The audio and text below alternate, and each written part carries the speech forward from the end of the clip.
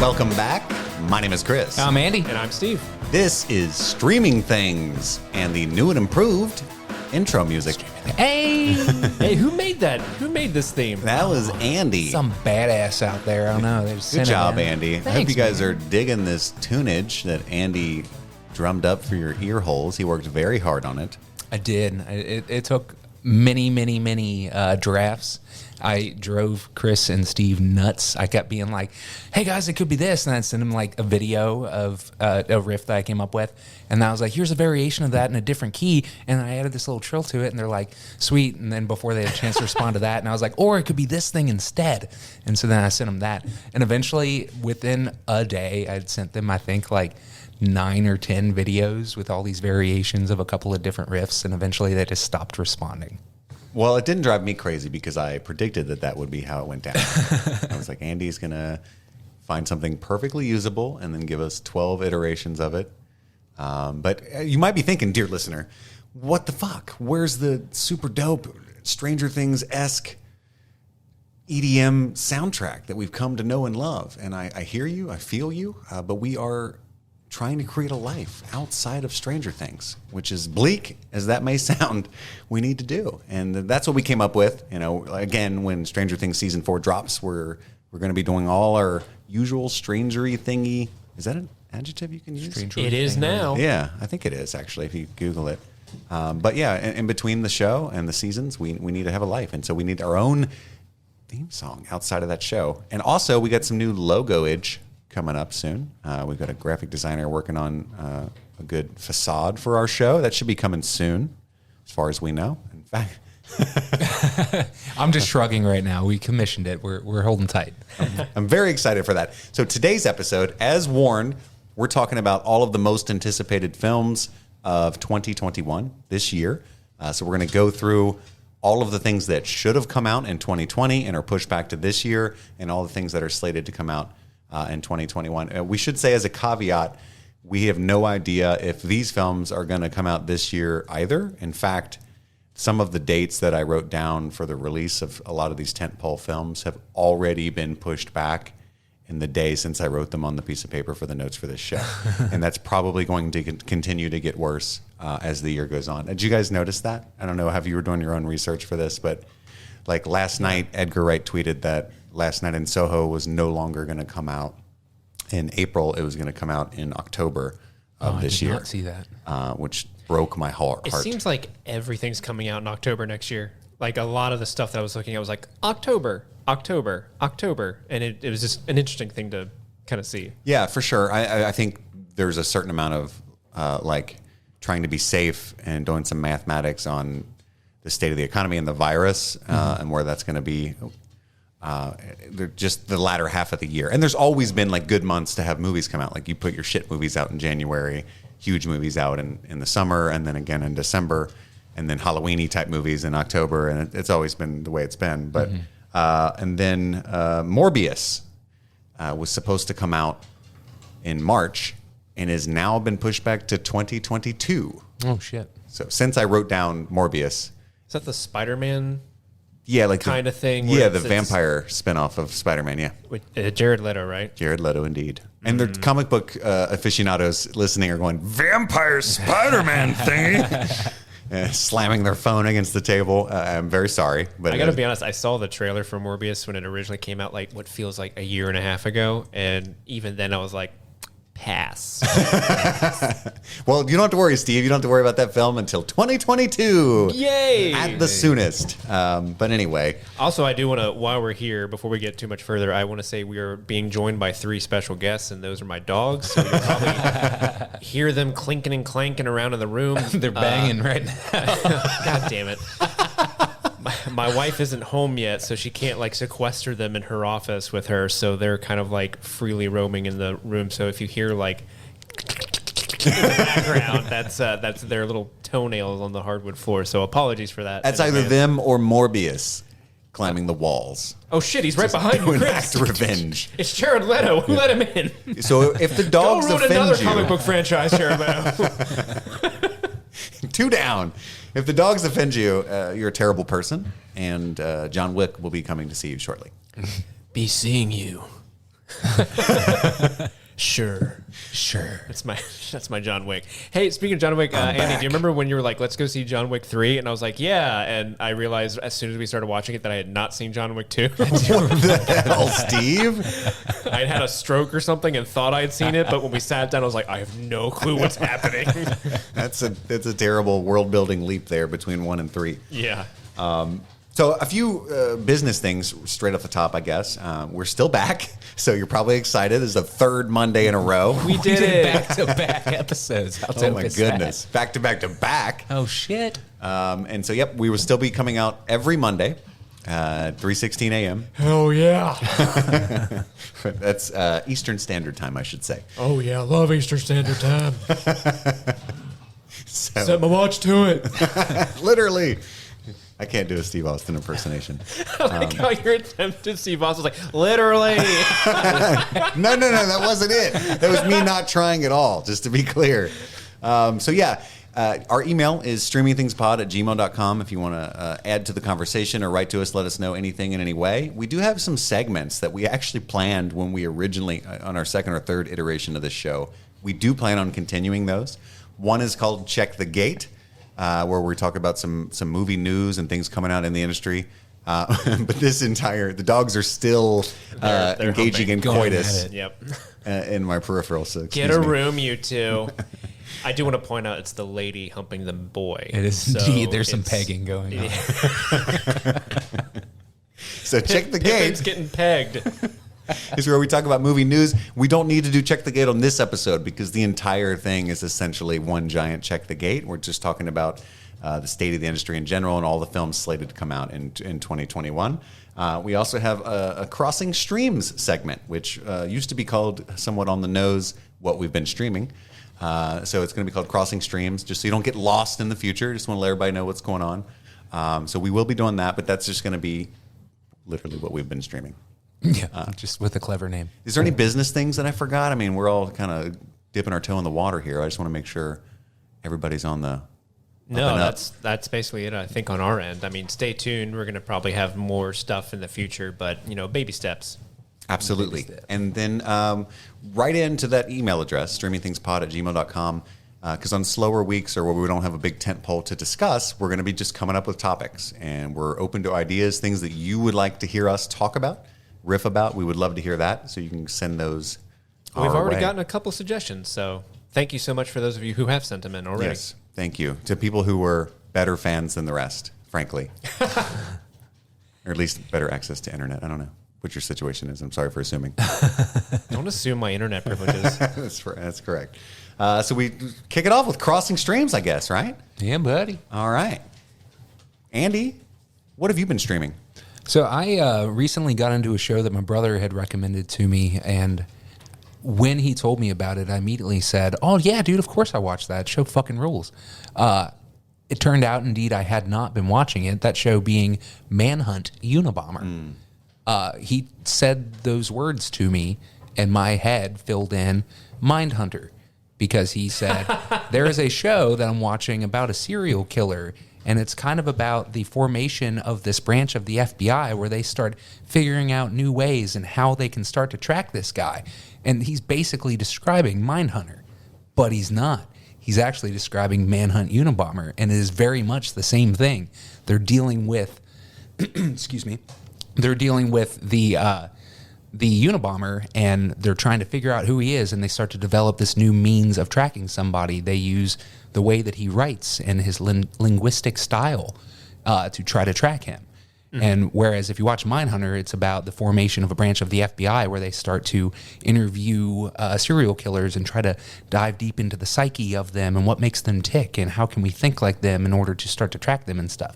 So anyway, I had this conversation with my brother, and I just immediately said, yeah, that show's dope, awesome, moved on. Was scrolling Netflix a few days ago, and Manhunt Unabomber popped up. I was like, oh shit, I haven't watched that at all. And then I realized it was the one that my brother was telling about.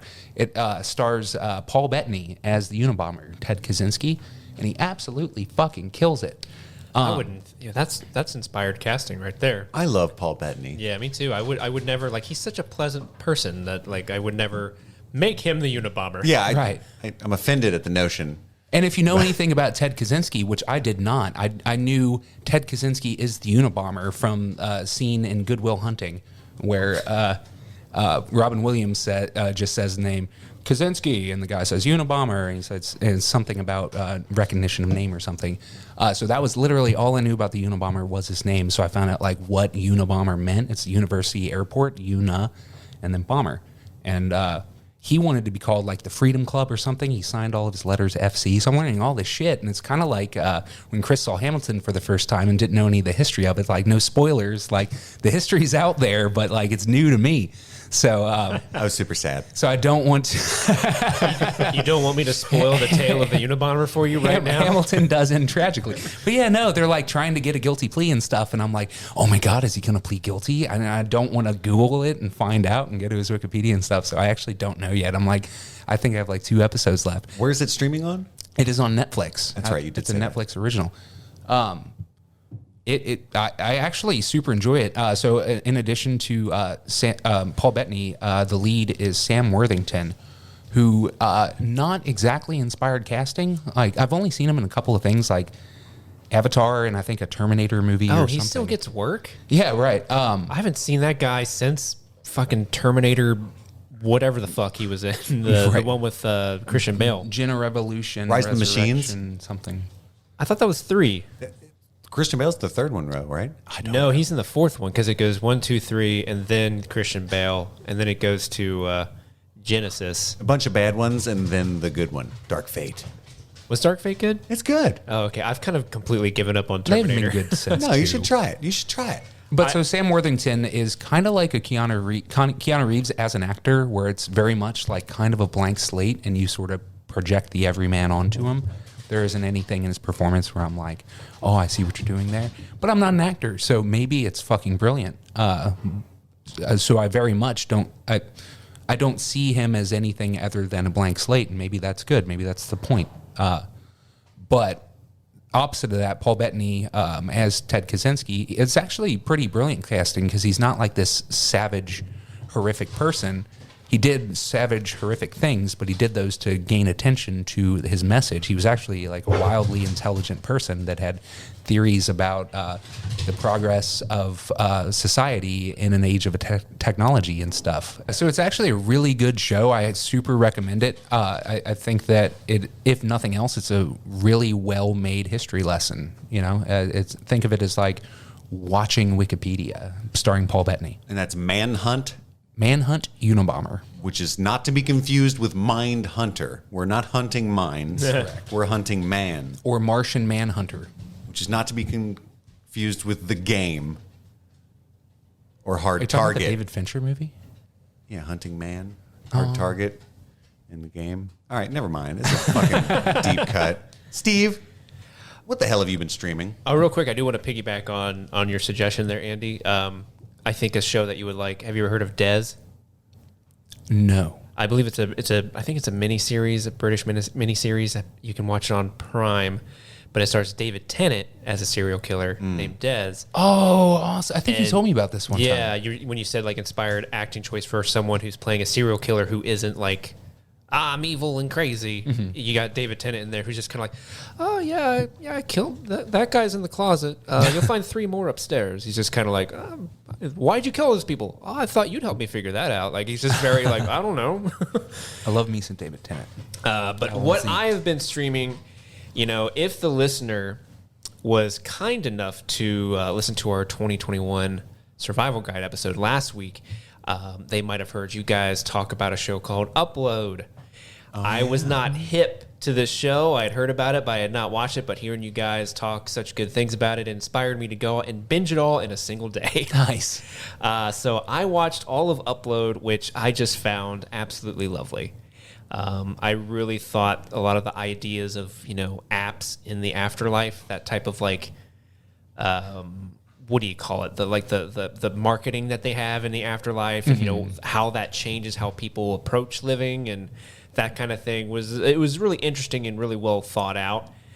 It's silly where it needs to be. It's sad where it needs to be. I think the 2 leads are great and have really good chemistry. And the guy who plays Nathan, Robbie Amell, Robbie Amell, yeah, he's from Green Arrow. is he the Green Arrow? Well, he's Stephen actually the Amell. actor's brother, but he was a bit character in that show and then spun off, and he plays someone else in the DC CW series of TV shows, and I'm blanking right now on which one he is. Well, dude, if they ever need to like do a Tom Cruise biopic, and they're like, let's get young Tom Cruise, and because there are some times where that guy's walking around, I'm like, dude, that guy looks just like Tom Cruise. It's fucking uncanny. That's the fucking He Maverick. does look like him, doesn't he? Yeah, it's really weird. But, I really, really like the writing. I was surprised at how much I got into the, like, romantic, part of it. Isn't it? It sucks you right in. Because the two leads, Robbie Amell and is it Andy Allo? Andy Allo. Andy Allo. The two of them are just like immediately like, I hope they get together, even though Yeah. it's obvious from the moment they interact. It's like, oh, those are the love interests for the show.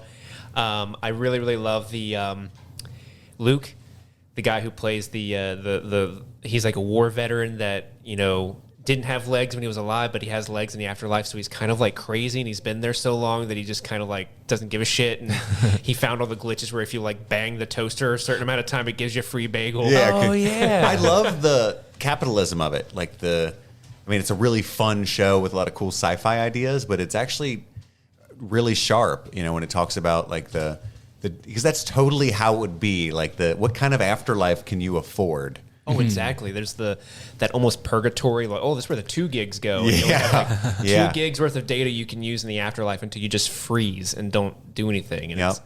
There's some brutal social commentary there. I really enjoyed it. I can't wait for season 2.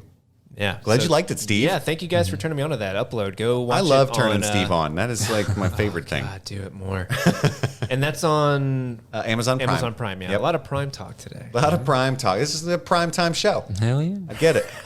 Chris, Are we what doing have like you- a one at a time thing, or are we is that all you've been streaming? Or I Yeah. don't want to break the rules or I already broke the fourth wall, so fuck it, I guess. But Pick a thing. okay. What have you been streaming? I watched a movie called One Night in Miami. Okay. oh, how is that? I saw. Also on Prime. oh, shit. so Well, I- mine was Netflix. Your all's were Prime. Didn't intend to do that. Totally unrelated. Mr. Bezos, you can send our check in the mail. Also, I noticed I ordered a package and it got here really quickly and efficiently and was packaged well. And I just want to throw that out there. Guys, when I have a packaging situation, I just always turn to Amazon. Amazon will take you places. We're just really aching for sponsorship. One Night in Amazon, Miami. our people aren't workers. It was Or our workers phenomenal. aren't people. I got that fucked up. Sorry. God damn it. Our people are workers. We demand that they be so, or we fire them, or kill them. That's the more accurate advertisement. We just lost our sponsorship. Amazon. Unionize. We're not going to lose our sponsorship. I have those dick pics, Bezos. I'll release them again. That's just a picture of his head. How many times have I told you, Steve? It's a headshot.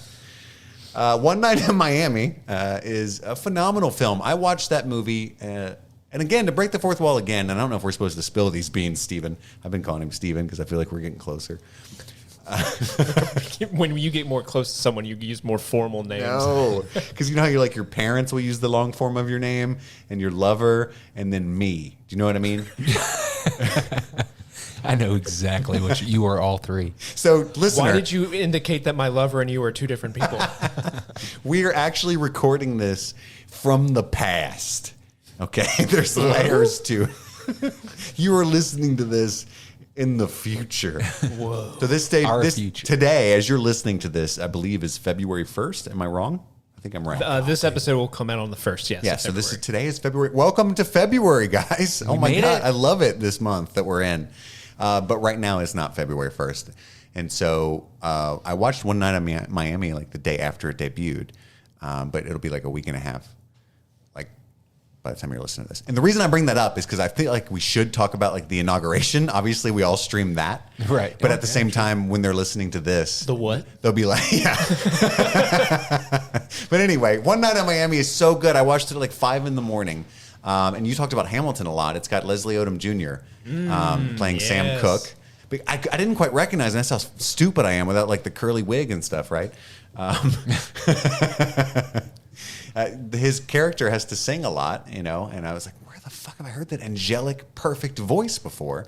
It's from Hamilton, dummy. Mm-hmm. It's so good. It's so good. And the guy who plays Cassius Clay, or a.k.a. Muhammad Ali, you would think that emulating Muhammad Ali's voice would be like shticky or schlocky, because he's got just a very recognizable cadence.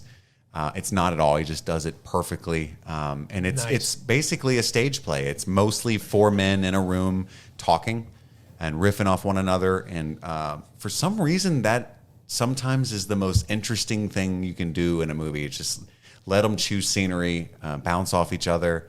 That's what this podcast is missing, is what you're saying. We just need one more man in this room, and we can be big. We need Muhammad Ali. I would say a woman. You're right. Just to complete it. Hashtag 2021. That's what I'm saying. But it would be less sophomoric misogyny, which we've been working on so much. 4 stars. I can't let that go. I love that review. But anyway, that's what I was streaming. I highly recommend it if you guys have not seen it. The whole reason I brought that I watched it at 5 a.m. up is because you would think, I thought even I was going to turn it off by 5:30 because it's fucking 5 in the morning and I can't sleep. What am I doing? And I had to work that day, so I had to be at work at 8:30 or so. And I watched the entire thing like in rapt attention. I had a phenomenal day. In fact, it was a good start to my day. So Hell yeah. I recommend that. Just wake up early, put on a cup of Joe, and pop in One Night in Miami. I said pop in like anybody uses that physical media anymore. Pop in a K-cup, bro. Yeah, there you go. So that brings us to our main segment, to the main event, the reason you're all here, I presume. The most anticipated films to be released in 2021 as far as anyone can hope, because everything's changing every day. Yes. So the huge announcements were made this year. I'll say that right off the top. Warner Brothers shocked the world by stating that their entire 2021 slate would be dropped simultaneously in whatever theaters could house them safely and on HBO Max the very same day for no additional fee. So if you subscribe to HBO Max, you will get the movie seemingly for free, which was huge, crazy. Christopher Nolan will probably never work with Warner Brothers again, even though that's been his home base for decades. He's very upset about it. What do you guys think? Just real briefly about, do you think that was a bad call? 50-50, they had no choice kind of thing? I don't understand enough of the logistics of it to know really how much it is going to impact theaters, but it's hard to imagine that it's easy to come back from that. When, like, spoilers, my most anticipated movie of 2021 is Dune. And that is going to be on HBO. And I expect a hell of a lot of people would have gone to the movies to see that. And a hell of a lot of popcorn would have been eaten and a lot of soda drank and milk dudes. Milk dudes. And Twizzlers. Peppermint patés. But, so I think it's awesome that I'm going to get to watch all those movies for free at home. I don't pay for HBO. I stole Chris's. But I would have... What? I would have preferred to have seen them in a theater in a giant crowd and everybody's oohing and eyeing and at the same time.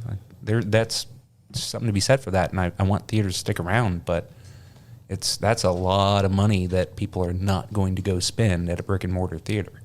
I think in the short term, it's a good move for Warner Brothers in the short term because they're going to add all those subscribers, right? Because people hear that, they immediately subscribe. I think they had like bonkers numbers for when Wonder Woman 1984 supposedly shot the bed. Well, a lot of people signed up because they wanted to see it. So short term, yeah, I think it's a good idea for Warner Brothers. Long term, I'm not too sure. As you mentioned before, Chris, Nolan's probably never going to work there again because what they've done is they've alienated a lot of their creators that they rely on to make this content. And I don't know if in the future they're going to have a lot of people going to them because they feel like, because a lot of people in the industry like that, they do this because they want to see their movie in a theater. Like if you want to make movies, you want to see it in a movie theater. Sure. And if that's not guaranteed or you feel like the company you're working for, you can't trust them to not go behind your back and make this deal like this, you may alienate a lot of those creatives and lose them. Personally, I love it because I hate going places. So I'm like, yeah, let me watch that Wonder Woman and not have to go sit next to somebody. And I think what they did for sure wrong, it kind of doesn't even need to be argued, is how they handled it, talking to the people on their creative teams. They seem to have no idea that they made this decision until we all read the announcement, which is obviously not the way to go about it. Well, Andy, you mentioned Dune. Apparently, the production team behind Dune is suing Warner Brothers because they're like, we didn't agree to this. This wasn't part of the contract. So Dune might not even be on there by the end of the day. That's what you meant when you said maybe. I didn't know that. Yeah, at the end of the day, Dune may not be on HBO Max. I mean, it's too early to tell, but I mean, they've definitely started litigation against them for it. I'm excited for all of this. I've been thinking about it a lot. I was taking a shower today. I was just really zoning out about it. And I don't think movie theaters are going anywhere. I really don't. I don't like, there's a lot of, among the film community, concern, hey, this may be forever changed. And I think that that's inarguably the case. It's forever changed, but I don't know necessarily that it's in a bad way. We were heading toward just the complete obliteration of what I liked about a movie theater anyway. Do you know what I mean? It's becoming less fast food and more and less, or it's becoming more fast food and less of an experience. Yeah, it was just all the multiplexes and the bullshit. And Andy and I went really far out of our way to go to different smaller independent movie theaters all the time, even though the sound quality wasn't as good because they don't have enough money. You know what I mean? It was just a better experience in general. Like Cincinnati where we live, has a local theater called the Esquire. That's where we love to see most indie films. In fact, the last film I saw was Uncut Gems at the Esquire with Andy. So I think there's gonna be a lot more Esquires, a lot less Regal Cinemas, definitely. They're dead.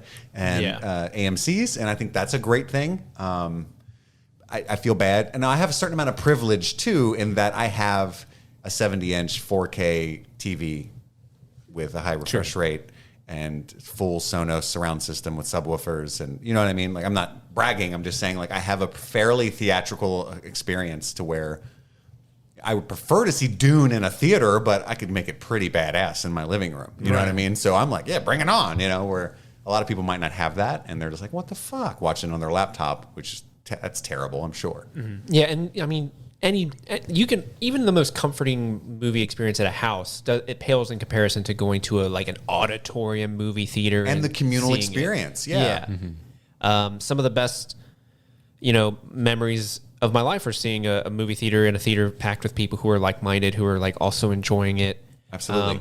But that's the risk you take with movie theaters, is sometimes people aren't polite. Sure. If I'm honest with myself and really dig into my history of sitting next to somebody I don't know at a movie theater, it's not good. But you kind of just, have rose-tinted glasses and think of it in a glowing light over time. But the reality is, it's like the first time I saw Rise of Skywalker, there was a dude next to me that went pfft after almost every single thing that happened. To be fair, he was completely right. Well, yeah, it was a god-awful fucking movie, but I wanted to strangle that dude, and here I am, at the same time, at one side of my mouth saying, fuck that guy, and the other side saying, but I love being there with people, so I don't know, maybe I'll just have to see how I feel once I'm watching Dune at home, If you do. If I do. If you do. If you do. Yes. And we're back. Welcome to Streaming Things. All right, let's jump into it. So that's the one huge announcement. Everyone already knew, but just wanted to kind of, I'm setting the scenery. You know what I mean? And one of Steve's dogs, I think it's Steve, it might be Andy, keeps ripping hellacious farts. It's this one. I discovered it. It's the one sitting in my lap because, while I was talking about whatever I was just talking about last time, it was really hard to keep my composure. Right. What? So, listener, if you hear me stutter and get distracted, that is why. He's I'm looking at us wafting actual poop particles. He's looking at us like, don't hate me, I'm sorry. He's definitely British. I can't help it. Pippin's a little British boy. And then Netflix had an announcement as well. I just want to show that off top too. So they're going to have a new film dropped on their streaming service every single week. That's great news for Streaming Things. We got lots of stuff to talk about. Hey, we do that. And I've got 67 movies to talk about. So obviously we're not going to get through them all. I want to touch some of our favorite high points and jump right into it. So these are the movies that were supposed to come out in 2020 and are supposedly, at least as of right now, coming out in 2021. Morbius is not one of them. That's been moved to January of 2022. So we've got Coming to America. So the Coming to America sequel should drop on March 5th, directed by Craig Brewer. It is like Eddie Murphy and Arsenio Hall are returning. You guys know about this movie? The sequel? I didn't know this was a thing. That's awesome. Yeah, Have you heard it this? is a Have you thing. seen this? Wesley Snipes and Tracy Morgan will be joining the cast. Okay. And Good James Earl additions. Jones will also be back, I believe. So, Hell How old- yeah. Isn't he in his 90s or something? I think he's got the actual Darth Vader respiratory kit now. Like that's just a necessity, but it's still very cool. Very cool. So I'm excited for that. The King's Man will be on March 12th. Which is the Kingsman sequel, right? With No. Ray So Fiennes? there is a third Kingsman movie coming out. This is actually a prequel. I'm sorry, that's what I meant. Right. It is in that universe. It's in the universe, Yes. and that's one with Ray Well, the only Fiennes. reason I corrected you is because I had to do some research, and that's the reality of it. There is an actual third sequel coming out. This is the prequel. There's Okay. a pre and C. You got to Gotcha. get them straight, man. But still directed by Matthew Vaughn, so that's a good thing. I really like these movies. Yeah, hell yeah. Okay. I didn't know if I was alone in that. I felt they're They're kind of dope. a guilty pleasure. But yes, this one does have Ray Fiennes and Jimon Hunsu. Super excited about They it. give like Guy Ritchie vibes, you know? 100%. 100%. Morbius, I'm going to cross that one off the list. This was a huge one for me. No Time to Die, The new James Bond movie. the new James Bond movie. Absolutely, dude. It was supposed to come out on April 2nd. It has been pushed back to November. Extremely disappointed. I feel It's- bad for Billie Eilish. She dropped. I know. She dropped the song, and it's such a banger. And then they like moved it back, and so now I feel like What's you going to know. come, and actually might have a second life. I hope so. you think 'Cause of it that's that a way. great song. It's going to be nominated for an Oscar. The James Bond songs always are. And it's Billie fucking Eilish. She's going to win. Because she's great. Fuck you, Frozen 3. You got no chance. Yeah. It's Daniel Wanna build a Craig's snowman again. Daniel Craig's last adventure as James Bond. I just had to want to build a snowman in my head immediately. Thank you for that. I'm really excited about this. One of my top 5 that I'm most anticipating. I'm a huge James Bond nut, so I'm And Carrie Absolute- Fukunaga? yeah, dude. I am super duper stoked for this. Now, basically every other Daniel Craig one has been good, but we just had a not great one, so this one should be a banger. And listen to this cast. Ray Fiennes, by the way, 2021, fucking killing it. He's in like 6 of these movies that we're about to talk about. You got Leah Seydoux, Ana de Armas, Ray Fiennes, Christoph Waltz, Rami Malek, Naomi Harris, and of course, Daniel Craig. Daniel Craig. And I was waving my arms in a way that the listener couldn't see, but that's how excited I was like a reading that gavel. cast list. And Steve, hop in. I know you did some research too. Anytime you want to. Like I literally have a treasure trove of the future of film dude. here. I'm letting you go. You're on a roll here. I'll chime in when I got some dick jokes to share. All right, cool. A Quiet Place Part 2. Ooh, I'm excited for that one. Huge. I'm really excited for Huge this one. dick. I love the original one. They're adding Cillian Murphy to the cast. Thanks, Andy. Really Isn't who else is it? classing up the joint. It's Cillian Murphy, and there's another big name actor they added. I don't know. Is it- Emily Blunt returns. I know that. Here, I'll look it up. Keep vamping. Yeah, The only one I knew about was Murphy. I'm going to keep vamping. I want to say it's someone you've already mentioned, but I don't want to say it and sound stupid. As far as I know, it's probably Ray Fiennes. Let's be honest. And how long did I call him Ralph? At least 10 years. All right, I was right. So Jamin Hansu's in that too. Oh, okay. There we Yeah. go. Everybody Awesome. says Ralph Fiennes, right? You know, you have to. Yeah, I remember. I believe you corrected me about a decade ago and told me it was Rafe, and I was like, "No, it's not. No, it's not. What kind of asshole would spell it Ralph?" And it turns out he is that guy. Well, his mother, I Yeah, guess. his parents. I'm sorry I called your mother an asshole, Rafe. That or, Country from which he hails. that or if that, like he really is named Ralph, but like when he became famous, like no, it's Rife. Actually, this is how you say my name. Joe Dierte. Such a good actor. Black Widow, May 7th, supposedly. That's one that I don't think will survive the May 7th slot. I am not as hyped about that as I should be. I think it's going to be amazing. And Andy, our show has a few little gems in this list in particular.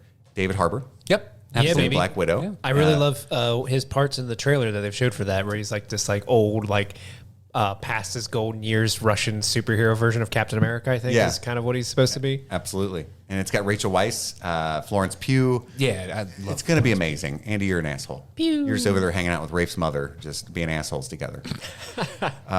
Free Guy was supposed to come out. It is now going to be out on May 21st. Do you guys remember Free Guy? Yes. That's the NPC game, Yeah, right? Ryan Reynolds as the NPC. I was actually really excited for that movie when the concept first came out for what it is, but when I saw the trailer for it, it was Exactly. much less excited about it because I don't know, it just seemed a lot more. Reminded me of Pixel, the Adam Yeah. Sandler movie. Yeah, I was it like, sounds hilarious, and then you get Ryan Reynolds. You're like, oh, it's a fucking amazing, and then you see it in action, and you're like, I could probably Yeah. miss that one. I don't smoke weed anymore. I think the thing that kind of turned me off is the I guess there's an implied romance between the NPC Ryan Reynolds and the real world player character, which is kind of like, okay, I'd rather it kind of like be obviously contained into that's the a world. box that was being checked. Yeah. For what's I the don't know, dynamic we man. could do? If there was like a VR cyberpunk, Judy Alvarez, Judy.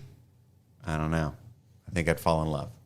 I may have already. But Judy wouldn't love you, is my understanding. no, Chris has a female V. that is correct. That is correct. Way to make me sad, Steve. Godzilla versus Kong, which will be on HBO Max, I believe, on May 21st. Kong is going to put hands on Godzilla. For sure. Literal hands, because he has hands and Godzilla does not. So that's not fair. Well, Godzilla's got the bitty hands. I feel like for a lot of these movies, I'm going to be the one that's like, about a lot of these. Are 'Cause, you like, Ann about this? Godzilla vs. Kong does nothing for me. How about because this, Steve? I did not like the King Kong reboot that came out a couple years ago. One with Jack Black?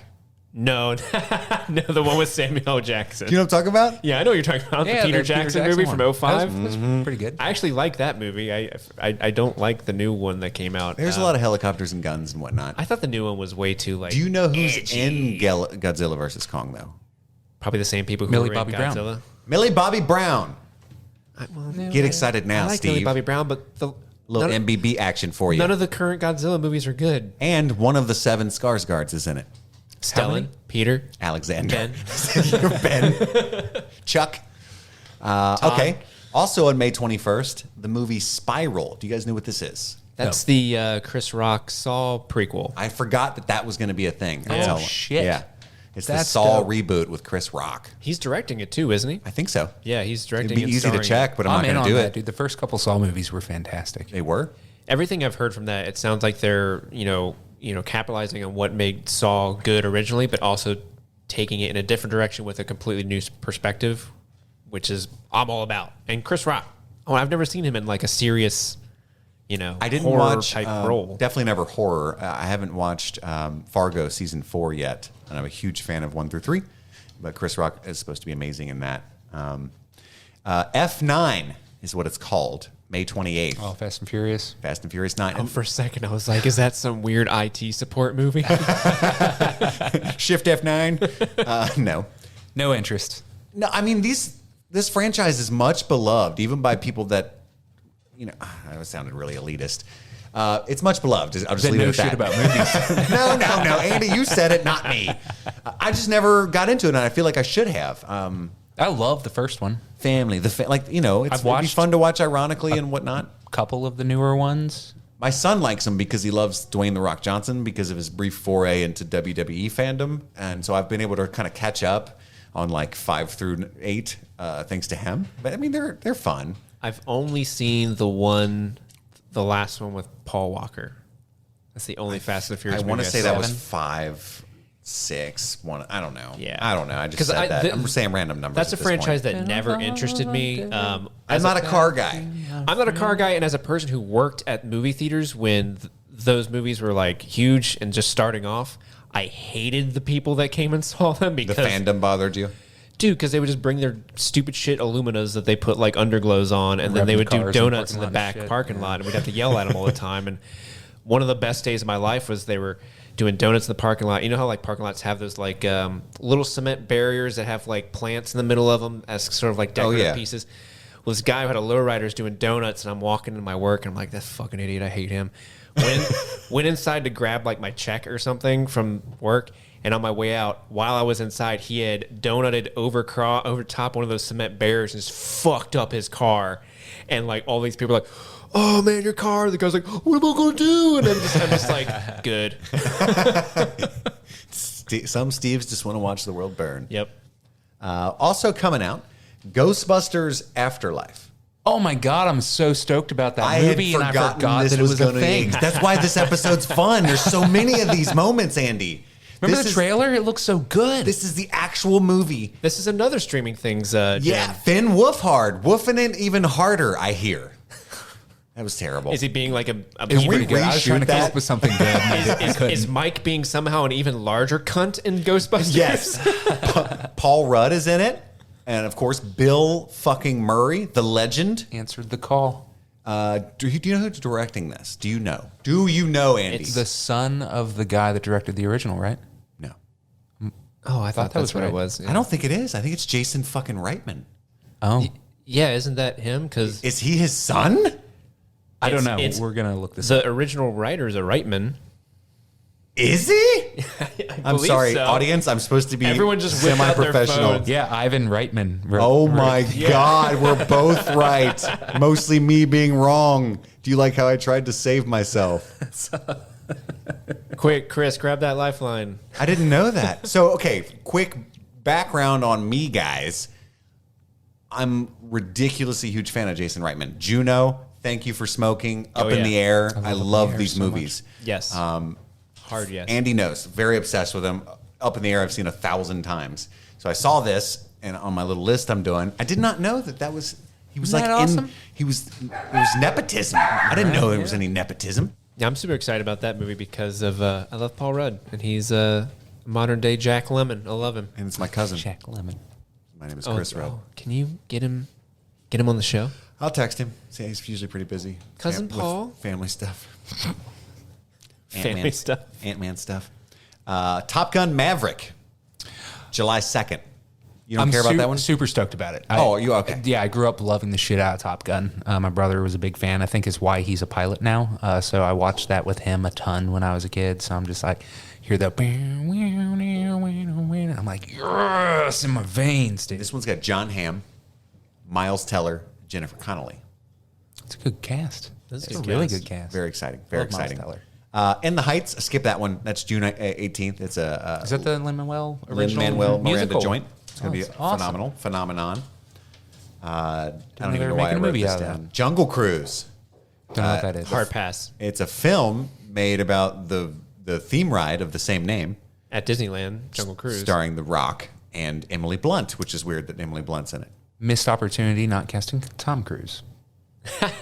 Jungle Cruise. It's With just Tom him with a Cruise. safari hat on. Candyman. It's not a reboot. It's a sequel.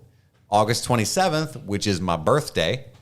I've heard nothing but great things about this movie. Produced by Jordan Peele. That's why. And it's a first-time director, and from what I understand, she like blows it out of the water. Like every early review of it, like has nothing but high things to say about it. And normally, I'm not super into horror films, but Candyman was one of those horror films that I saw when I was way too young, and it scarred me very deeply. Did you do the thing where you turned the lights off in the elementary school bathroom and said his name 3 times? No, I was too scared. Right?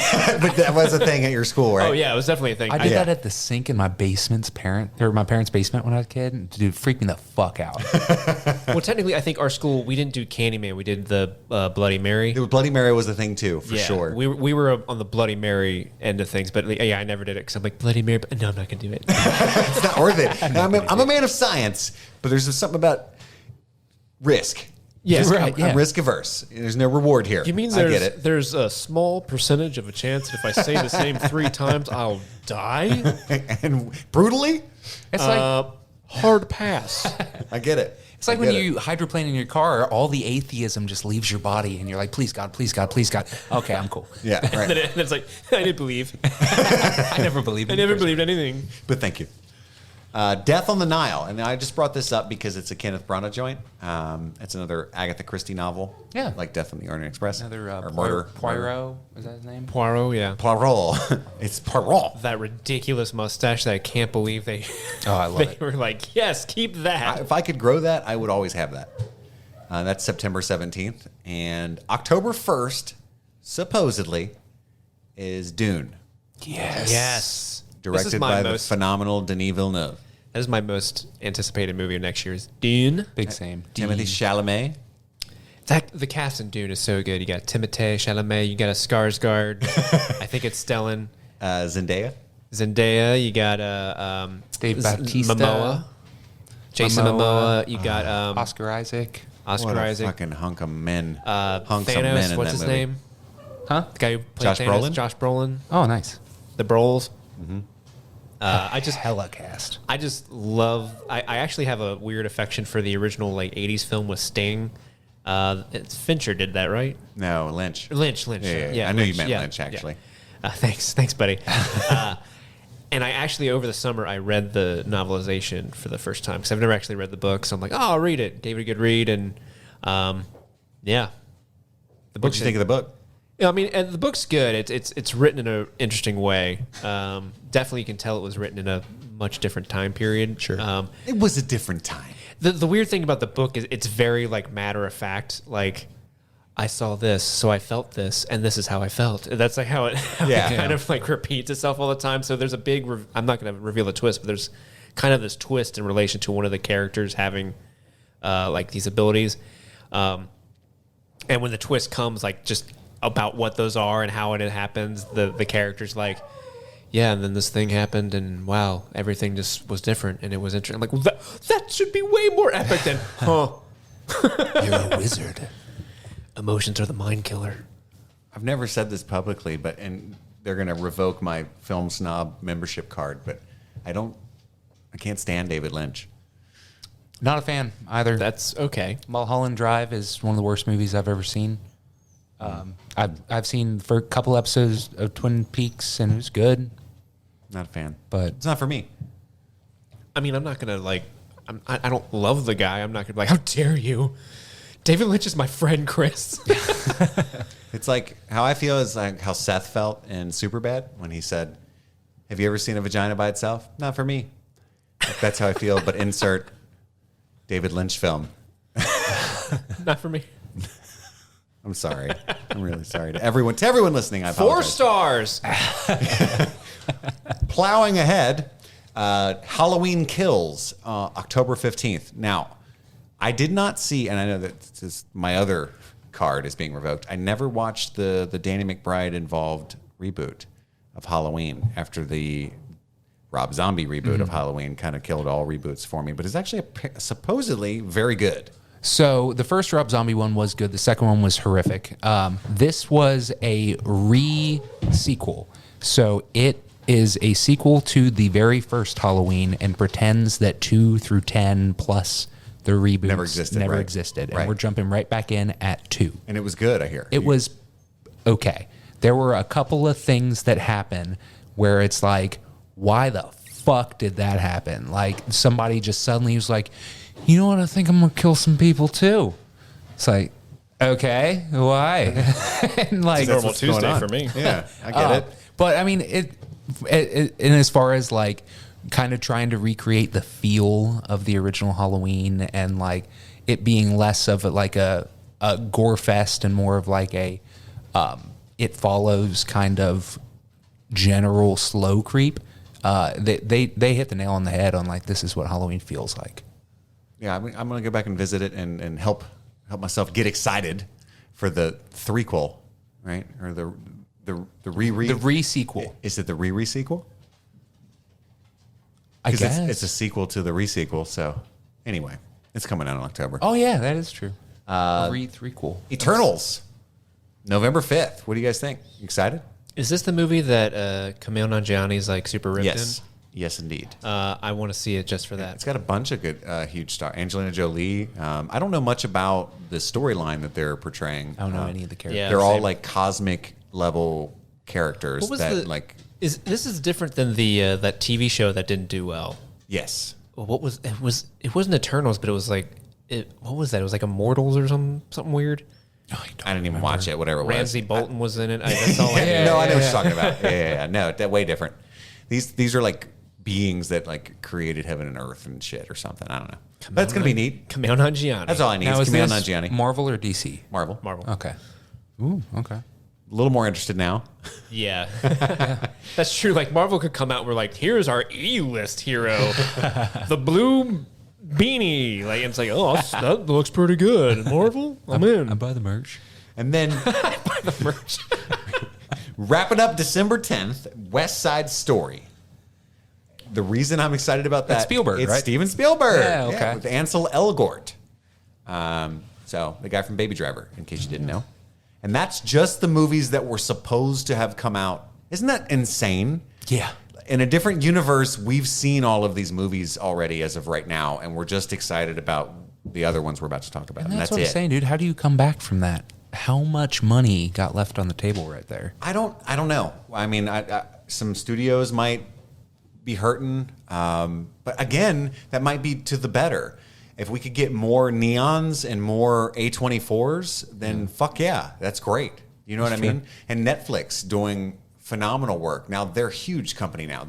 I do some like hobbyist money losing on the stock market kind of thing. Yeah, yeah. And so I happen to be privy to the shareholder info. I've lost a lot of money in the stock market. Not a big deal. But Netflix is doing extremely well. They added 200 million subscribers or something insane this year. So they're in a position now where they're going to be liquid next year. So they're not in any debt whatsoever. That's going to be really weird to stream Liquid. Yes, absolutely. It's kind of like T2, like the Netflix 1000. Think Nice. about it. That's what your water faucet is. bro. T1000. Streaming Just stick your head under the water fountain. You're like, oh, Yeah, in streaming fact- things season 5 is so good. Most streams are liquid, Steve, dumbass, as Andy pointed out. But what I'm saying is Netflix has a lot of money, and what's great about that is Netflix gives new filmmakers a lot of opportunities. Yeah. And Netflix does a lot of good things, even though, it's maybe or may not be cinema as far as like Scorsese's concerned, as far as the bright wall, the dark room, and all that stuff. But Scorsese just likes to yell at clouds, like every other old man. he's a goddamn hero, Steve. So that's the end of the list of things that were supposed to have already come out. Now, there's a lot of big stuff. And again, anybody that has anything they want to add, hop on in there. And please write into streamingthingspod@gmail.com. Let us know what you're excited about. I'm excited about all this shit I'm about to talk about. Everything else before that, and yeah. Malcolm and Marie, or is it Malcolm and Mary? I honestly don't know. I've never heard anyone say it out loud because I don't watch trailers. But it's a black and white film directed by Sam Levinson of Euphoria fame. It stars John David now Washington I see why you're excited. and Zendaya. Yeah, absolutely. Okay. It comes out on February 5th, so by the time... No, that's not true. A little bit after you listen to this, it's coming out the end of that week, so that'd be cool. Bet it's Marie. Want to take bets? I said Marie Actually- the first time, right? Actually, think so. it's Rafe. Malcolm and Rafe coming out on Netflix. Judas and the Black Messiah, directed by Shaka King, will also be out on February 5th on HBO Max. It stars Daniel Kaluuya, Lakeith Stanfield, and Martin Sheen. That's going to be fucking awesome. I highly recommend you folks check that Dude, out. I love Lakeith Stanfield. Everybody's a So buzz. much. He's so good. And I feel like we were on the beginning of that train. Like indie Lakeith Stanfield. Sorry to bother you and shit. Oh, yeah. The trailer for that movie is very intense. I didn't see it, but I've just read like people I really respect shitting their pants about it. And I like shitting my pants. I want to join this. Bring it on. Yeah, Pippin, you clearly are ahead of us on that. bring it on. Raya and the Last Dragon. Beautiful looking animated film directed by Paul Briggs and Dean Wellens. That comes out on March 5th. It's got Aquafina and Kelly Marie Tran. So I love both those people. Also, I love the music of that movie. The trailer that's got this weird like wah, wah, wah, wah, that like weird guitar. I don't know what instrument it is. It's Is like- it a sitar? It could be. I don't know. It's just weird, but it just gets you hyped because she's like does like a cool thing where she's trying to like Indiana Jones style open a temple gate or something, and then she opens the door and there's a ninja, and then it goes wah, wah, wah, wah, and it's like yeah, fight. Like I don't know. I really like the music of that, so I'm interested to see. I really need to watch some of these trailers. You're selling me on it. I'll find it. I'm You super can hear it. spoiler averse, but so all I'm going off of is cast list, director list, and screen grabs from trailers. And I'm like, okay, Spoiler alert. I'm that down for that movie palette. Has music. okay, bangers. You might say the kids might say. The kids say it slaps. There's a movie called Nobody coming out in April 2nd.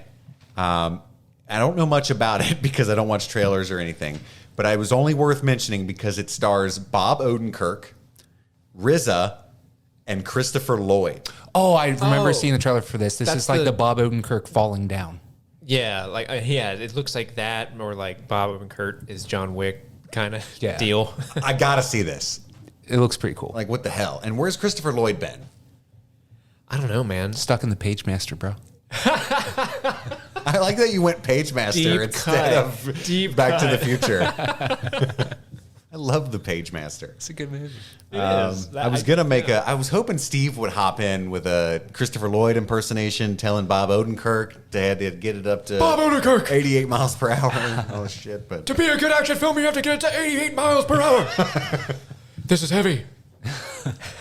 Mortal Kombat reboot. Yes. Yeah. Yes, this movie's probably going to suck, but I cannot wait. The first one sucked. It's and 100% the second gonna one. suck. Yes. And I loved them both. So it really can't suck worse. It might cheer you up to know James Wan is producing it. So Bring I it. doubt it'll suck. Bring There it. you go. I just want the guy from Ong Bak to play Liu Kang. It's already been cast, so that's either it true or Tony not Jaa? true. It is not. Damn. Not that I'm aware of. People seem to be happy with who was Yeah. cast, though. I Okay. remember. So the This is Mortal April Kombat. 16th on HBO Max. Mortal Kombat is one of my favorite game franchise. Like I love all those games. I feel like the most recent entries in the games have been like really, really stellar in terms of like they have like a really good story mode, which is really surprising for a fighting game. But like you said, Chris, the first two movies from the 90s are dog shit. They're terrible, but I love them because they're so bad. Like there's this infinite line where the Carradine who plays Raiden. And I loved him from all the Van Damme movies. He's in The Quest. Yeah, well, he has like there's that infinite line where it's clearly like an outtake that they left in the movie because he's like looking at the heroes. It's a scene where on the boat and he's like, "The fate of billions depend on you." Yeah. He laughs and then he stops laughing. And goes, "Ha ha ha ha." Wait, isn't that Sorry. Christopher Lambert? And then or Lambert. Yeah, you're right. It is Christopher Lambert. It's not a Carradine. My bad. It is Christopher Lambert. But yeah, it's clearly he goes ha ha ha and then sorry and then walks off. And it's like that could not have been in the script. He's like great. Raiden maniacally laughs and then embarrassed apologizes in embarrassment. No, that was in there. But there was I don't know if you guys remember, like in 2010, I feel like there was a series of short films that were made Yes. about Mortal Kombat, and those were really Those were good. awesome. And I think this is going to be closer to what those could have been. Yeah. Wasn't Christopher Lambert recast in the second one? And it was another guy from the Van Damme movies as Raiden? Might have been. There was several recasts. How awesome would Was it the have been Highlander guy. I if didn't know Christopher his name. Lambert showed up, They just brought cut off the new guy's head, and said there can only be one? Can only be one. Chris, actually, they I think they did voice. They got Christopher Lambert's voice, and you can unlock that skin of Raiden in the new game where it's Christopher Lambert from the movie. That's pretty cool. They did the same thing with the guy who played the original Shang Tsung from the movie.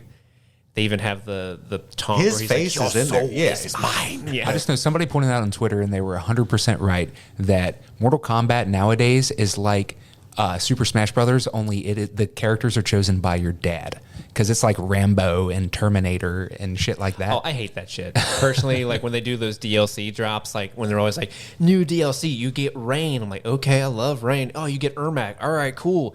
You get Rambo. You get Ripley No. from Alien. Like I play Mortal Kombat so I can play That Mortal actually is pretty Kombat good. characters, not fucking RoboCop. Like Right. I love RoboCop, but not in this context, you know? Yeah, it's dumb. Yeah, keep it in the universe. Yeah. I don't like RoboCop. But Gatekeeping. I like the.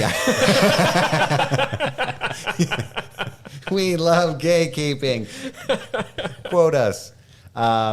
Cruella is coming out on May 28th, which you can guess what that is. And so it's kind of like a Maleficent type thing where it's the Emma Stone, right? Yeah, Emma. That's the only. You guys know about this shit. I didn't know about any of this shit. Oh, I didn't know about this. Are they making Cruella not Well, like they're how kinda- she became Cruella. Yeah, like as a young woman. did a dog like ferociously like Who knows, attack man? her, and so she's Who like, knows? "I'll make them pelts." We're gonna add a lot of sympathy to that. Both her parents She were had a- actually murdered by a rabid Dalmatian. It turns out. Her, oh yeah, It's like a 20-minute one take. I was gonna go so much darker than the scenario you just painted. I'm glad you didn't, because that was pretty dark. And I don't want to hear where your little brain was I'm going. embarrassed to say it. Mortal- What it is, so we're gonna move on. Mortal Kombat poisoned your mind. Get over here! And she like uppercuts a dog into an acid pit. Bestiality. Oh no! Animality. That's what I meant. Animality. That's what I meant. On June 25th, Venom: Let There Be Carnage, directed by Andy Serkis, starring, of course, Tom Hardy. Michelle Williams, can feel Woody Harrelson, Naomi Harris. I'm still going. I don't know anyone else in it, but there's more. Morbius. Morbius. Isn't that true? Though, aren't they supposed to be like a shared universe thing? Probably. Like I know really that can't see Tom Hardy signing up for that. Michael Keaton's supposed to be in Morbius. Oh, as Batman. As Oh, it's Batman. Andy, goddamn it. He's coming back as Batman. You heard about that? yeah, in one of the DC shows. Oh, This is- okay. But no, Michael Marvel. Keaton's Oh shit, you're right. Michael Keaton's coming back as the Vulture in Morbius. He's going to be like the Nick Fury of the Sony Spider-Man No. villains MCU, whatever you want to call that. I like Okay. it. I like feel it. it. I guess they're gonna. Sony's been rock hard for a Sinister Six movie for like Right. the last 2 decades. So maybe they're using Michael Keaton as their Nick Fury. They're like, I'm assembling a team of sinister individuals, preferably 6 of them. And they're bringing Doc Ock back, though, right? I don't know in what context. Like the actual Doctor. Oh, it's they're doing like almost a multiverse thing. I think Yeah. with the new Spider-Man movie. It's going to be cool, man. I'm down for it. All the Doc Ock is Spider-Mans are my gonna be in favorite there. Spider-Man villain. So. I know that he. That's why I brought him up. I wanted to get you going. Mr. Molina. But then you dropped the ball. You were just like, who? And we'll never toss you any baseballs ever again. Or any kind of balls. It's Rafe. Okay, I'm excited about this one. Have you guys heard of the film Zola? No. So it was supposed. This is one of the ones that was supposed to come out in 2020, but it wasn't like a huge tent pole, so I didn't bring it up. But it's got Taylor Page and I don't know, Riley Cuff, I guess is how you pronounce that. But the story is based on a young woman who ended up taking a road trip with a random stripper. Not random, because that would be all strippers were equally likely to have been chosen. But anyway, a stripper she didn't know. Okay. Down to Florida, and this story was told in a series of tweets that went viral. And then became it was picked up by Rolling Stone, and they basically just showed all the tweets and commented on it. So and it was turned into a movie. Wow. So this is an adaptation of a tweet thread, but it made the rounds at film festivals and was supposed to be really good and crazy, and I'm just excited about it. So that's called Zola. What a Look time forward to that. be It's alive. called viral. I know, right? June 30th. I ate at a place called Zola yesterday. I was really confused. You went to for a Zola second. Pub? I went there last It's night. very delicious. My favorite burger. Shang-Chi and the Legend of the Ten Rings, May 7th. Super excited about this one. Aquafina, Simu Yes. Liu, Tony Leung. Hopefully I pronounced those correctly. I'm so sorry. Put Aquafina in everything. I love her. Aquafina. No, I'm really excited that they're making this movie. It's a character that I'm not familiar with, to be honest, in terms of like Marvel canon. Right. But I'm more familiar with the Ten Rings organization in Marvel, because that's the organization that the Mandarin runs, correct? I have no idea. Because like he in the movies, he always had 10 rings on because that symbolized the group. that he's One on supposed each to- finger, you could say. Yeah, well, unless he lost one, that would be embarrassing. But like everything I read about who this character is, because again, I'm coming at it from a perspective where I had never heard about it until they announced this movie last year. But everything I hear about, it, I'm like, oh, cool. I like the sound of that. Show me some Marvel martial arts. Get the guy who did the Daredevil stunts in there. Not the guy who did Iron Fist. Yeah, that was so No. bad. I am the immortal Iron Fist. That was literally his line of dialogue every 2 minutes. He did what he could. Poor guy. Yeah, so that I think it's going to be awesome. I love everything about Phase 4 so far, at least what I'm hearing. So Cinderella. I don't know why. Are they giving Cinderella an edgy backstory like Maleficent? Cinderella, played by Camila Cabello. Remember the one with Brandy, like made for TV movie? Absolutely. In How the could I forget? mid-90s? Seminal. No, I It was a never big watched deal it. at the time. Space Jam 2.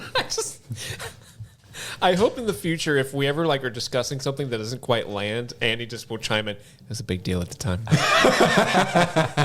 Do you remember the one? Yeah, that saves Obscure it. movie from the 90s. No one responds. It was a big deal at the time. And he just starts talking about his guitar picks. Got one from Primus. I like Primus. Space Jam 2. What's that do for you, Andy? That's the one with LeBron, right? LeBron. Don Cheadle. I can feel it. Ryan Coogler producing. Okay. Does that do anything for you? That he did. I don't want to be wrong. Black Panther. He Okay. did, Yeah. yes. Yeah. Hell yeah. I love the shit out of the original Space Jam. I watched that so many times. Fly It's a big deal. I almost started singing it, and then I was like, I don't think we're allowed to do R. Kelly anymore. Andy's just going for it. Do it, Andy. Let's hear it. I believe I can fly. Sorry. Oh man. So July 23rd, I don't know how there's a release date. There's a movie called Old, directed by M. Night Shyamalan. But everything about it is shrouded in mystery, other than apparently the release date, which is actually fairly soon. But that's all. Twist ending. It's about young people. All we know there is yes, we will. There's, geez, I can talk. It's a good thing there's talking's not important on this medium. Yeah. The Green Knight was supposed to come out. Can you just give us the Green Knight? Please. In Last Night in Soho, So I didn't know anything about the Green Knight. Is that a Sir Gawain thing? it is. It's yes. Awesome. It is in reference to Sir Gawain and the Green Knight. It's in that time period, 1800s, right? No, that's what I mean, it'd be 18th like century. Yeah. Well, no, it would be like the 12th century. Or Yeah, something it's like pretty that. old. Yeah. I don't think it's that. I don't. Oh, like setting versus when it was written. Correct. Oh God, I don't know when it was written. I've had to read it 1,000 times. Yeah, but the setting is definitely like Camelot Right. era times. Is you it know? really? Yeah. I thought it was more like the writing of it kind of thing. Anyway, it's got Dev Patel, Yes. Alicia Vikander, Joel Edgerton, directed by David Lowery, and everybody that has seen it has just been up in the over the moon about it. Hell It yeah. was supposed to be out forever ago. I'm super pissed off. I saw the trailer for it a year ago. No, I and mean, it yeah. was like at the moment I saw that trailer, I was like, because visually it's very striking and different. It than looks what like a you see. horror film almost. Yeah, and it's also an A24 film as Yes. well. So you kind of like that's that pedigree going into it, and it's just such a different looking take on. That time period and that style of film, just down to the casting of Dev Patel as a knight Yep. in what appears to be, I guess, England. By all, Solid guess as far as it could be anywhere. knightdom goes. It looks like at the end he's fighting some sort of Norwegian-looking, frost I giant didn't or something. see the but trailer except for before I closed my eyes at the theater. So spoiler alert: Dev Patel's in it.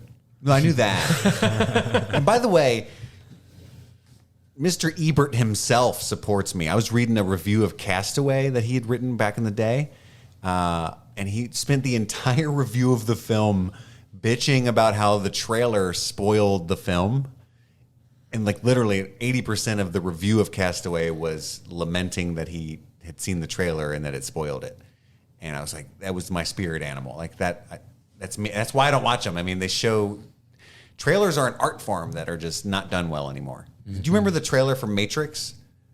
No.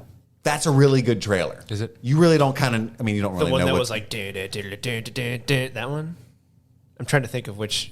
I remember the Matrix trailer you're trailers referring for the other ones, but not for the first one. It's just like Neo wrapping the rope around his arm trying to hold a helicopter, and you're like, what the fuck? Why would he try to pick up a helicopter? You're not that strong. It's really intriguing. to. That's just a man. That's a really heavy helicopter, sir. I need to watch this movie, see what happens. Or you can go the alternate route and release a trailer like the Rogue One trailer, where like 90% of it is not footage used in the movie. Yeah, throw him off the trail. I like that. Yeah. That famous line that's not even in the movie. Well, probably because of the reaction to it, but I actually liked it. I liked it too. Okay, so we're all super. And can I also bitch about something else? Do you mind? Not at all. The floor is yours, sir. A24 merchandise. Sold out fucking immediately. A24 merchandise. You can't get it. What the fuck, A24? They sell it on their website. It just sells out. I the know. It second they always list it. says sold out over it. Like, make more. Clearly, it's in demand. I have a couple of A24 shirts, and I did not buy them from A24, and I wish I could have, but sorry, guys, you need to sell more. I want a hoodie. I want whatever they can give me. For real. Coffee cup. I learned from their merch, it's not A24, it's A24. Yeah. It's crazy. Doesn't matter. I don't have any of it. So Oh, you guys said A24? we did for years. Yeah. Still do. I always assumed it was A24. I know. I don't know why your brain may or may not do that, but yeah, we Yeah, went for A2. I would love Well, to. if it was just 2-4, I would have 100% called it 24. I think the A is what throws you off and makes you feel like you need to break it up. Yeah. For going into the psychology of it. So how about that? Doesn't matter though, because we can't wear anything that says it on there legally because it's hard to buy. I got a Sharpie and some white T-shirts, guys. Let's make No. I just wanted to complain. So if there's any listeners out there that would like to gift me some of their A24 merch, that'd be wonderful. Suicide Squad, James Gunn, August 6th. Very excited about this. Very stoked. I was very excited about the 2016 version. I actually like David Ayer most of the time. Obviously, it was basically a 2-hour trailer / music video. Didn't go well. Not necessarily his fault in that regard. Supposedly not. Because Are you saying hashtag release the David Ayer cut? no? Steve? Because I don't want to watch that movie again. But I mean, don't want to watch the Snyder Cut either. I don't either. There's that. That was going to be a big reveal at the end of this episode. We forgot anything else that's coming out this year, guys? You're going to be like, no, I don't think so, Chris. You're pretty thorough. And I was going to be like, the Snyder Cut. I'm glad we got that out of the way because we both would have been like, boo. I'm going to watch it. There was that big whole kerfuffle with the original Suicide Squad where like they released the trailer that had like Bohemian Rhapsody and that was so popular that they're like, fire David Ayer who's editing it currently and hire the production team that edited the trailer for us and just make it a music video for an hour and a half. And I hated that movie so much. Well, only because I wanted to love it so badly, I think. Yeah, because it had such potential. Yes.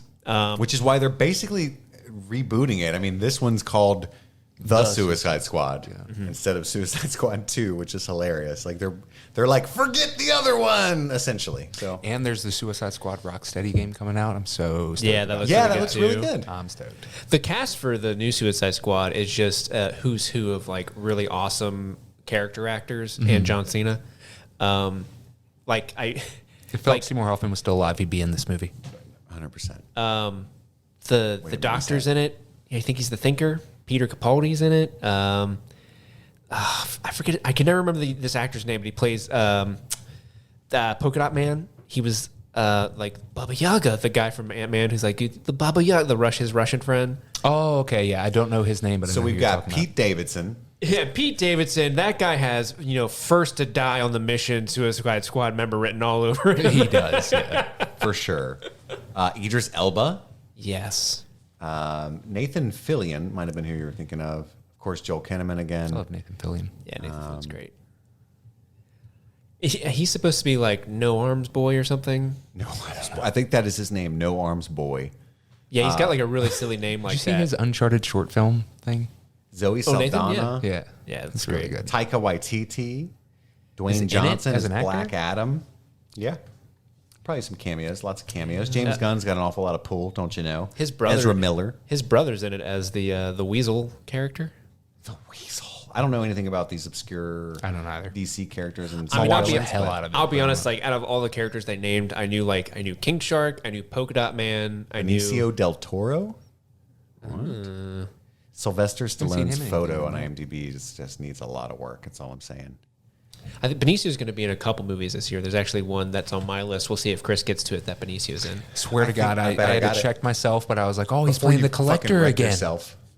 The Collector. And he can't keep his comic book universes in check. Magnificent. That was a good one. That's good Collector. Thank you. So this movie, all I know about it, I don't even know how to pronounce the title. That's how little I know about it.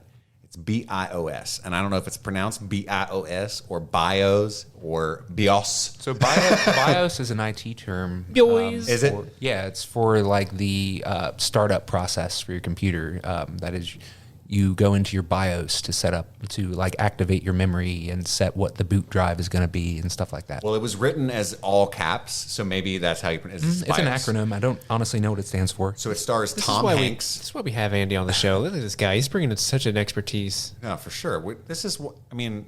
We're professionals. Andy, tell us more about computers. Basic input output system. There you go.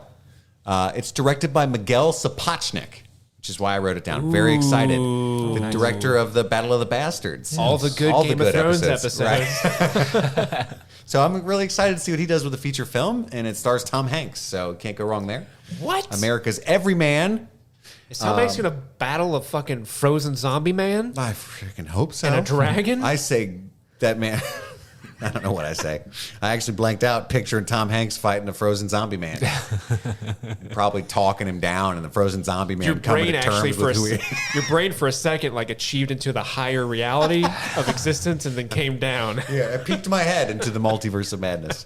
I only brought this movie up because it's funny. So Deep Water. Have you heard about this? Have you seen this? Have you heard about this? So this is a Wasn't movie. that a movie from like 15 years feel ago like it or was. something? No, there's Deep Horizon. There's a lot of deep. movies. This is Deep Deep Water. Blue Sea. It's about a married couple who end up fighting with one another over something silly, and then murder ensues. Guess who it stars? Will Ferrell. Ben Affleck and Anna de Armas, Oh, banana. who are now split up. Banana split. And he threw away the cardboard cutout. It's a whole thing. I was like, oh, that's So it's the interesting. new Geely. That's interesting. Yeah. And Anna's blowing up. Yeah, I love her so much. She deserves every bit of it. She's so Yeah. good. I'm going to go watch the 4K Ultra HD version of Blade Runner 2049, I think. Just thinking of Anna de Armas. Anyway, It's a great movie. The Beatles Get Back, a documentary. That's by the one with Peter Jackson. Peter right? Jackson. You guys know an awful lot of stuff about movies. I just tell you what, I'm impressed. And so there was another Beatles documentary that came out like last year or maybe the year before. It was really depressing, and it was more about like the Beatles falling apart. And this is like the antithesis of that. Get I'm back. Really stoked. It's where they get back, baby. He apparently did a really good documentary about the World Wars, 1 or 2. I'm not sure. They will be young, or they will never. Something like that. They will never grow old, or something. Like Yeah, that. they will be young They won't because grow they old. will never grow old. No, that documentary is really good. I saw never that. watched it, and I only read about it reading about this. And You I'm definitely disappointed in should myself. watch it. I mean, It's World mean, War it's- II, right? no, it's World War One. Is it 1? Okay. Specifically because there's not a lot of because the big hook to get people to watch that movie was the restoration process to all the World War One footage, because all the footage Does he put it in color? Yeah, he makes it widescreen. He fixes the color speed. The shutter speed. Excuse me, because old. I didn't films know because crank. you're the editor and stuff, and I'm more like a writer, pen and Dude, paper guy. it's- I thought color speed was a thing, and I'm just nodding, looking when, at Steve when we're like, done uh-huh. here, and the listener, I highly encourage you to do this if you have not seen this movie. There's literally a scene because the movie starts off in that it's not 4:3, it's even smaller, but that aspect ratio of how old film was shot. Right. And the documentary uses all footage from that time period. There's nothing contemporary shot. It's all footage from that era. They don't use interviews to tell the story or anything. It's just any interviews they do have in it were recorded in the 50s when they originally interviewed people who survived the war. Right. They don't do any contemporary stuff. But there's a shot where they finally get to the battlefield and you get that aspect ratio and the footage is all grainy and shit. And it slowly zooms in, becomes full HD, fully colored, completely restored. And it is fucking mind blowing how insanely good it looks. Because, all this black and white footage, there's a disconnect when you see old black for and sure. white It footage almost like seems that. like it didn't happen. Like, right. oh, that's a different time. But when you change the shutter speed to be more modern and you color it, all of a sudden it's like, wow, those are people. So yeah, go watch that movie. Look up that shot at least on YouTube. It's great. I'm definitely going to watch that. My son is super into, it sounds weird, World War 1 and 2 right now. So maybe I can watch that with him. So I'll do that. But that's The Beatles Get Back, Peter Jackson. And I got to respect him. He's got blank check power after Lord of the Rings. Mm-hmm. And let's forget Lovely Bones for a second. But then he did, the decent King Kong. And now he's choosing to do these documentary films. I don't know. I really respect that. They Shall Not Grow Old. That was the movie I was talking about. Sorry. No, there you go. But they also won't. And they also are forever young in every other iteration of nobody getting old that you were reaching for. Yep. Immortal, Leonardo DiCaprio, no. Paul Rudd, no. The Last Duel. It's a Ridley Scott film with Matt Damon, Ben Affleck, Adam Driver, and Jodie Comer. And that's all I know. And it That comes out sounds on amazing. October 15th. I didn't Doesn't even it? think about that. That Who sounds cares? awesome. That's all you need to know. Mission Impossible 7. Hell yeah. Written and directed for a third time by Christopher McQuarrie. By the COVID testing robot. Oh, yeah. I'm so fucking excited. And Tom Cruise is such a piece of shit, but damn is he good at what he does. Yeah. Anything Tom Cruise is in, I will see. Just- His whole Scientology thing is insane. It's terrible, yeah. But, it's so weird because every other thing you hear about him sounds great. He sounds like such a nice person. Except for that psychotic murder glaring cult. fucking murder Yeah. cult that he's in. And it's like, gosh. It's his only flaw. He was in so much. That's a pretty big one. He was in so much trouble for yelling at people about the COVID shit, and that was one of the few celebrity freakouts. I'm like, yeah, lay into him, Tom. Get your robot to kick their ass. Tom. Now hop across that roof and break your ankle again, Steve calls him Tom. Tommy. This is one I had no idea existed, and you guys probably already knew because you watch trailers. I don't even think there is a trailer about it. I'm probably most excited about this, other than maybe 2 or 3 other things. Last Night in Soho, I'm most excited about, by the way. And do you guys know what that is? Yeah, it's a great movie. I know you do, but I didn't know if you had talked about it or anything. Huge boner for that. Edgar Wright's the This best. is called Nightmare Alley. Never heard Ooh, of it. that's the. Actually, no, never mind. I don't know what that is. Guillermo del Toro, I'm in. right? All right. Starring. Are you ready for this, listener? Are you sitting down? I know sometimes you're listening while you're doing the dishes and stuff, like I do. Sit down. If you're driving, pull over. Pull over. Okay, you should be pulled over now. Nightmare Alley, directed by Guillermo del Toro, starring Bradley Cooper, Kate Blanchett, Willem Dafoe, Richard fucking Jenkins, Toni Collette, Ron Perlman, Rooney Mara. That's a bomb cast right there. That's a What? good cast. What? That's a hella good cast. What? I think this is the first reunion. Does it take place in an alley?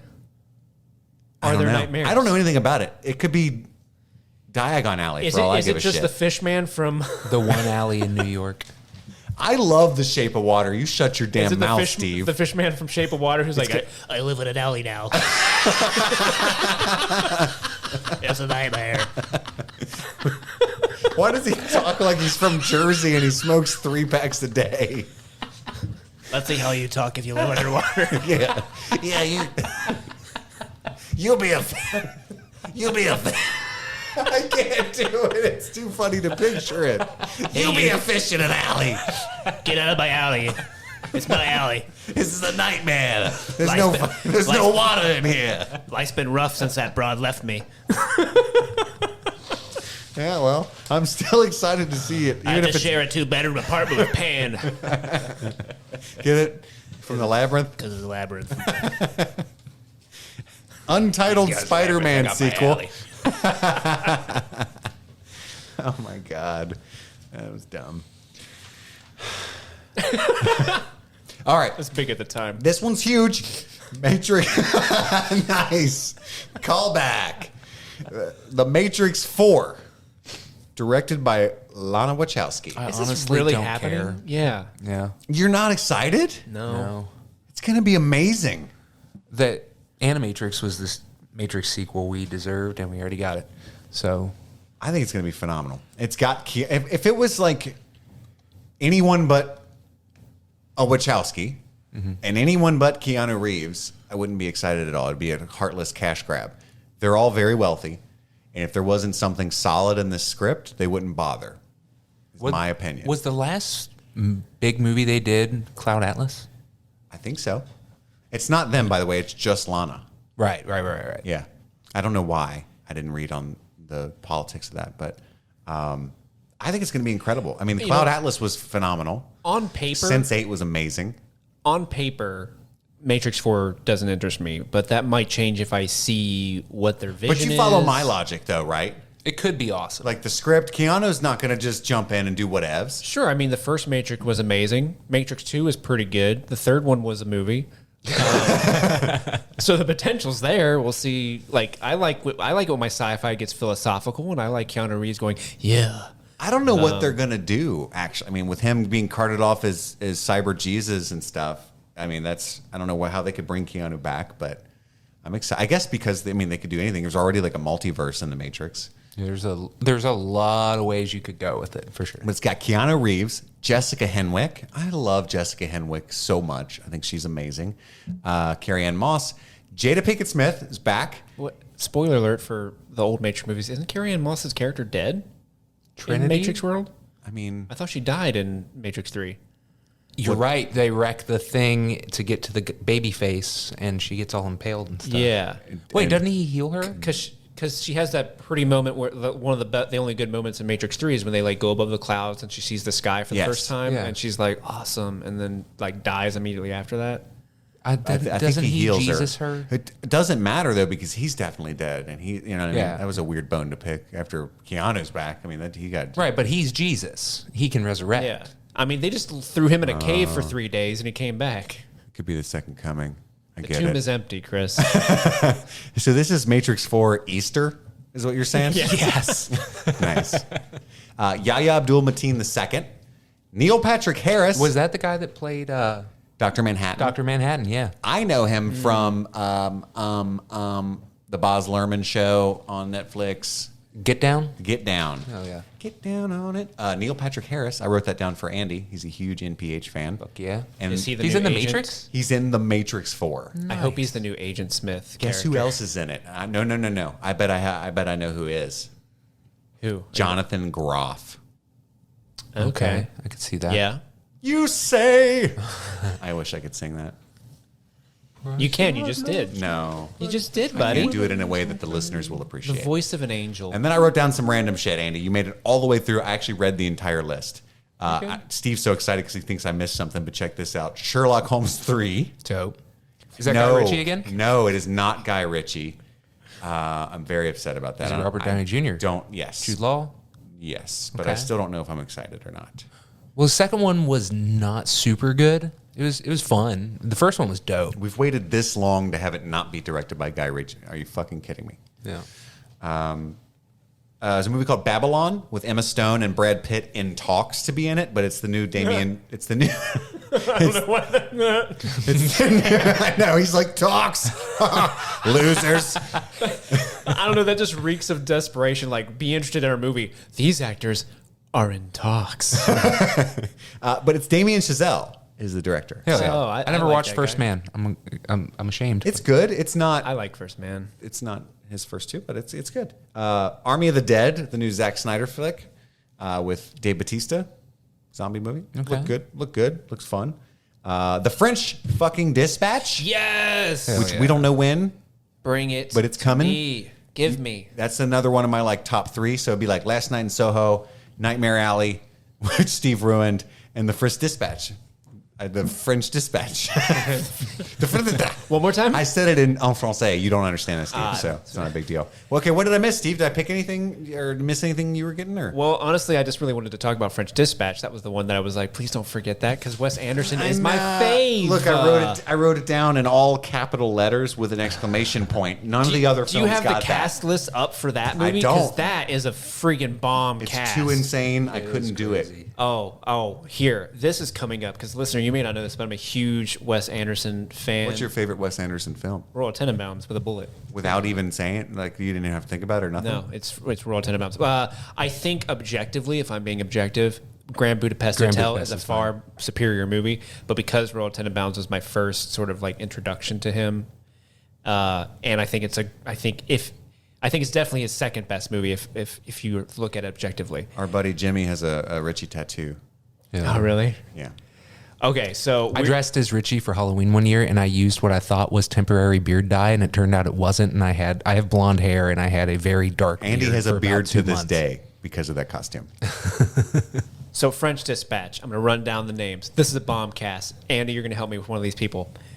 We got Timothée Chalamet. You got the girl I can never pronounce her name. Saoirse Ronan. Saoirse Ronan, thank you. We've got Elizabeth Moss. We got Leah Seydoux. We got Owen Wilson, Frances McDormand, Tilda Swinton, Edward Norton, Bill Murray, Christoph Waltz, Adrian Willem Brody. Dafoe, Adrian Brody, Benicio del Toro. Again. Yeah, Liev Schreiber, Jason Schwartzman. Hey, have you seen a Wes Anderson movie? Guess what? That cast is in this movie too. Christoph fucking Waltz. Oh, Jeffrey Wright's in this too. Oh, nice. Henry Winkler. The Wink. Doesn't look The like anything to me. Winkleton. Winklemeister. Bob Balaban. I don't know. I don't know who that is. Angelica Houston. Holy shit. Did you guys watch the animated one he just did? Isle of Dogs. Yeah. Yeah. Was it good? Yeah, I liked I it. didn't see it. Lois Smith. It's that lady. I think it's the fucking lady from. I'm sorry. I promise we're professionals. I'm pretty sure. fucking lady. I'm pretty sure she's from the Bill Paxton tornado movie. Why am I blanking? Twister? Twister. She's the mom in the house with the little dog, and they save her. What's the movie That is with the tornado? 100% true. Isn't that her? That's her. Yes. Look at my eye. Liev Schreiber. All right. Other than French Dispatch, there's one big movie that you did leave out, Chris. And No, I didn't. I'm embarrassed that you didn't write it down because it might be the biggest movie of the year. Lay it on me. Boss Baby 2. Family business. Family business. My son's actually going to be really excited. He watched the entire Boss Baby series in addition to the original film. Hold up. You need to stop right there. Hold the phone. And explain to me. Series? There's a show on Netflix What? based on Boss Baby, and they do Boss Baby shit. Is Alec I doing the believe series? so. Let's find out. Andy, can you Google it for me? Can you drop some googs? What am I looking up? Boss Baby, the show. That Is Alec Baldwin the voice? Because I wasn't paying attention. shocks me. So like Boss Baby, from what I understand, was horribly reviewed, but it made a ton of money. So that's why they Yeah, like, it's let's- called let's make Back in another one. Business, and then the movie's called Family Business. And I believe It does not appear to have him. Because I can't imagine. no, Alec it's Baldwin. J.P. Carliak. Yeah, I can't imagine Alec Baldwin. Like, you want me to do what now? That's definitely how he would say it. That's really good. Good impressions. The only one that I have that wasn't on your list was Conjuring 3. I yeah. actually elected not to write that down, and I don't know why. I love Vera Farmiga. The first two Conjuring movies were fucking They're phenomenal. awesome. The first one I don't know especially what's was wrong like the with me. best horror movie that had come out in decades. Actually, I believe it started a renaissance. I think that would be fair to say. I agree. So I think it's called like Devil Made Me Do It or something like that. What's that that cinematic universe called? Like the Cuckoo universe is what they call the Conjuring cinematic universe. The Kook. I don't know. I thought I had only ever heard it referred to as like the Annabelle universe, but I think it has a here. You keep talking. I'll look it up. I think it's Goo Gajube. it has some of the most effective horror scenes I've seen in such a long time. Just like iconic, like the woman in the stairwell with the lighter, or I think it was a match, and then the ghost that like leans into the frame and blows it out and stuff like Yeah. that. Or Really good trailer fodder. right, or the second one where Patrick Wilson's facing the other direction, and the little girl's in the chair that he's interviewing, and then it like darkens and gradually grows up the wall and becomes this thing. And god damn, there's some phenomenal, iconic horror moments in those two movies, and I just can't wait to see what they do with the next one. Steve, did you find the universe? No, Maybe you just coined it.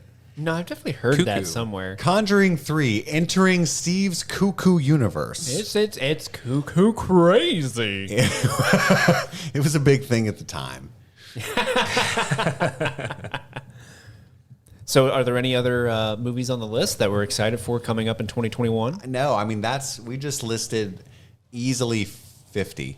There's a bunch more. I didn't delve too deeply into all of the obscure properties that Netflix has coming out. They've got some big things, I'm sure. I'm really excited. I think it's going to be great for this show. Thank you to the listeners for. I know this was a long episode. You found the universe? No, I just wanted to show this to you. Keep going. No, absolutely. I thought you were like pointing at me, and I was like, "Oh my God, Steve found it. He's not cuckoo, but he actually is."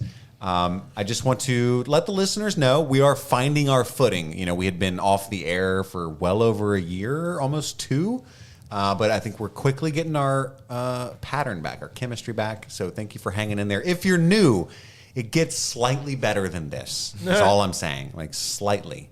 I don't want to put your expectations too high because then I'm dooming us for failure, but thank you so much for joining us. You can email us anytime at streamingthingspod@gmail.com and enter the conversation. We absolutely love your emails.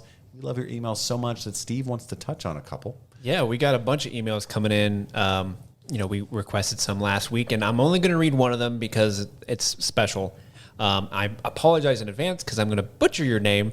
This one comes in from Steven Vuksevich. I hope I pronounced that, Steven. I think you did a great job. That's almost definitely how it's pronounced. Duh. He writes, glad you dudes are back at it. Have you thought that maybe you guys being off the air for a year is what caused the clusterfuck of 2020? Seems to correlate time-wise. You should be ashamed of the death and destruction you have left in your wake. We are.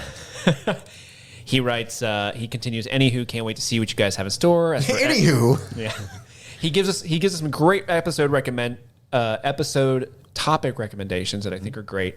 But he ends off by going, here's to a better year, an unequivocally better president, and the many laughs you bring to your listeners. P.S. Not sure if you remember me, the creep who asked For shout outs, taunting my then girlfriend. Well, I married her after all. Couldn't have made it through the last year without her. I have to say, Stephen, congratulations, by the way, for being married. But And for having the same name as Stephen. yeah, I know, it's kindred spirits. I have to say, though, Stephen, this email threw me for a goddamn roller coaster because when I was reading, it was like 2 a.m. when I read this, and I read, the creep who asked for shout outs, taunting my then girlfriend. And I said, and I'm in my bed at 2 a.m. going, oh no. And then the next sentence, well, I married her after all. And I went, oh, yay. So congratulations, Stephen. Thank you. We do remember you. I do remember that shout out he asked for some time ago. So thanks for always listening. And listener, do what Chris suggested earlier and you reach out to us. We love hearing from you. You guys don't know how much we love it. Thank you so much to everyone that wrote in. Next week, we will be talking about, it's a Valentine's Day special. Mm-hmm. So we're going to be talking about our favorite screen romances. So not our favorite romance films per se, but our favorite on-screen romances. The couples that just tickled us pink to celebrate Valentine's Day, which will be taking place a few days after this episode debuts. So look forward to that. And that's about all the time we have for today. My name is Chris. I'm Andy. And I'm Steve. And this has been Streaming Things. Streaming Things.